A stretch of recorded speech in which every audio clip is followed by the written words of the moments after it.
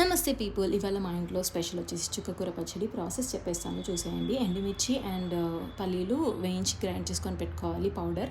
And చుక్కకూరని ఫ్రెష్గా కడిగి cut చేసి బాయిల్ చేసి పేస్ట్ వచ్చేలాగా బాయిల్ చేసుకోవాలన్నమాట.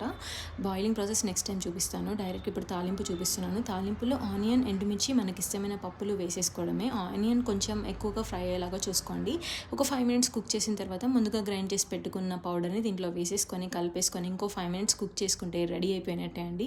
Simple and easy process. పచ్చిమిర్చితో కంటే ఎండుమిర్చితో ట్రై చేయండి, చాలా బాగుంటుంది. ఆయిల్ ఎందుకు ఎక్కువ ఉంది అంటే ఎక్కువ రోజు నిలువ ఉండాలంటే ఆయిల్ కొంచెం ఎక్కువ ఉండాలి అండ్ క్వాంటిటీ ఎక్కువ ఉంది. వీడియో కోసం చూపివ్వట్లేదు, అందుకే ఆయిల్ ఎక్కువ ఉంది. దీంట్లో vitamin C, vitamin A, vitamin B2, B9 ఉంటాయి. దొండకాయ ఫ్రై కూడా చేశాను నేను ఆ రోజు. ఇంత simple and easy process and టేస్టీగా ఉండే పచ్చడి చూపించినందుకు ఒక లైక్ అండ్ సబ్స్క్రైబ్ చేసుకోవడం మర్చిపోద్దు. పైనాపిల్ మీద ఉప్పు కారం వేసుకొని తింటే నాకు చాలా ఇష్టం. మీలో ఎంతమందికి ఇష్టమో కామెంట్ బాక్స్లో కామెంట్ చేయండి. చలో బాయ్.